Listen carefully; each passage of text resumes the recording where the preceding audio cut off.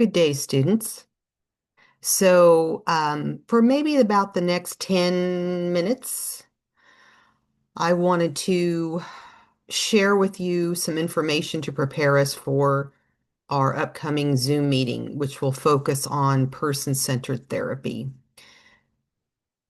I will tell you that I do have my cat on my lap, so at any moment she may jump up and startle me or interrupt, so just letting you know. All right. So there's been a couple of you who have already contacted me about this course and have had questions. So that's fine. Just a reminder, Monday through Friday, 8 to 6, Saturday, 8 to 12. You can contact me. I'll respond in those time allotments. Okay. Person-centered therapy. If you haven't got the gist of it, we're going to focus a lot on, well, there goes my cat. Okay. We're going to focus on feelings and we're going to stay in the moment with the student. We are going to give support. We are going to build rapport. We are going to show empathy and other types of counseling methods and skills. So let's chit chat a little bit about what this is. Person-centered therapy has also been called client-centered or student-centered or the Rogerian model for therapy. It is the foundation of all counseling skills. I don't care what type of counselor you are, school counselor, school psych, private therapist, etc. This is the foundation of all counseling. It comes from a man named Carl Rogers years and years ago who believed, and this was a new concept at the time, like we take this for granted, but he believed that in order for a person to grow, change, grow, evolve, that they need an environment that provides them with genuineness, acceptance, and empathy. We're going to talk a little bit more about those concepts during our meeting. This approach involves the counselor offering support and guidance and a loose structure to enable a client to discover their own solutions to their problems or issues or struggles and to build their self-awareness and self-reflection abilities. So this type of method or therapy believes that the client or the student can make their own changes, resolve their own issues, struggles with the guidance of the counselor. Okay, so that's the core of this. There's a belief that the client or the student innately, with support, will overcome or move into some sort of change or evolvement. There are specific skills that the counselor uses to enable the students to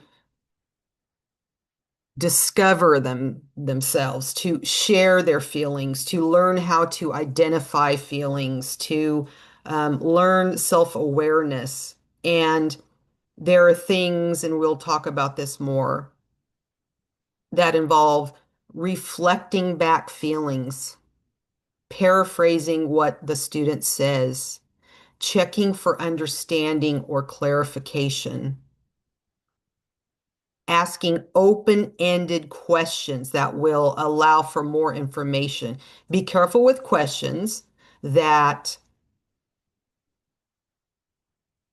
evoke a yes or no answer or a one-word answer because you want to gather information. You want the student to share. You want them to talk. You want them to open up. There is always a focus on feelings.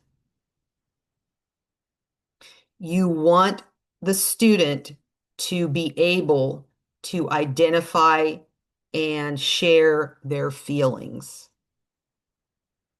Now, not all students know what they're feeling, especially the younger students.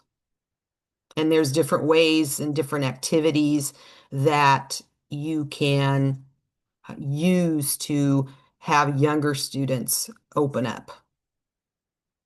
But I want you to get really comfortable with feelings. And I'm going to challenge you because you need to be comfortable with identifying and sharing and being in your own feelings. How are you going to help a student feel comfortable, build trust, be able to share feelings if you're not comfortable doing it yourself? I want you to think about that. Okay? Side note. So, the goal of this therapy is to facilitate personal growth and development, eliminate feelings of initial distress, increase self-esteem, enhance the student's understanding of themselves. That is a big one. Enhance or allow the student to be in an environment that allows them to have an understanding or a self-awareness of what is going on with them. Okay. Frameworks include you're going to focus on the person or the client or the student rather than the problem or the issue. Now, that's going to be involved. But here's the thing about person-centered therapy. In and of itself, in a session, you will not move into solving the issue. You will not offer solutions. You will not offer options. You don't focus on the past or the future. You're right in the moment. It's all about being in the moment and allowing the student to identify what is happening with them at that moment. So just purely in a session, and this is what happens with students, we often want to fix things. We often want to get right to the solution. Sometimes students are not ready for that. They just need somebody to talk to. They need somebody to listen. They need somebody to feel safe with. That is what you first need to do with all your students before you get right to the solution. So I want you to be mindful of that. How often do you want to automatically fix things or tell somebody what to do? Here's another thing. Counselors do not offer advice. You might give your best friend advice, that's fine. In a counseling situation with a student, you do not offer advice. You want to think about that? Why? Because if you literally tell a student what to do and it does not work out, whatever your advice is, it could come back to haunt you.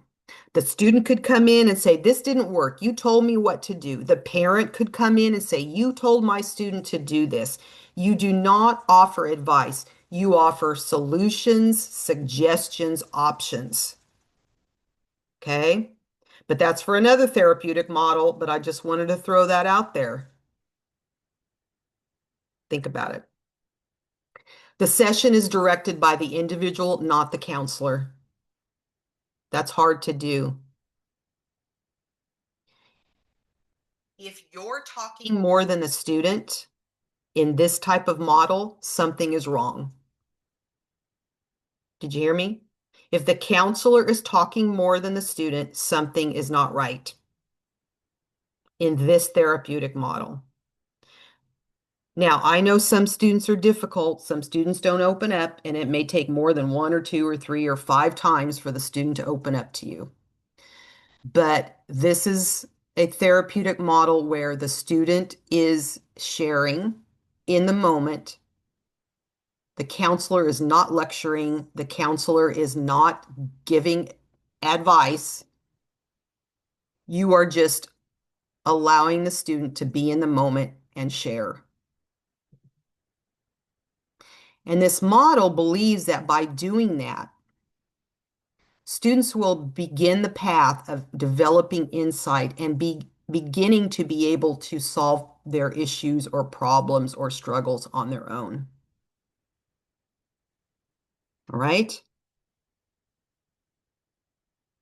So we're going to talk about some specifics at our next Zoom meeting about prompts that will help you to guide the students to opening up. All right, so now you've got the gist of this model. I want you to be mindful of this as we go into our next Zoom session. At the Zoom session, we're going to spend about 15 minutes just reviewing. We're going to talk about those prompts. We're going to talk about empathy. But then I'm going to split you into groups. You are going to take turns. There will be three of you. One of you will be the counselor, one of you will be the student, one of you will be the observer, and then you are going to switch roles. Each counselor student will have a 10-minute role play. Afterwards, the observer and possibly the student, that role, will give feedback to the counselor for about 5 minutes. You will have a scenario that I will give to you, all right? You're going to switch roles. So about 45 minutes of the next Zoom meeting, we will be doing role play. Then we will wrap it up at the end. We will process and close out the session. All right. So I hope you got the gist of this model, the Rogerian or client person centered. Also read up the information in the course shell. All right. Focus on feelings, stay in the moment, build rapport and trust. You're not going to go into solutions. All right. Okay. So with that being said, I look forward to seeing you on Monday. Take care.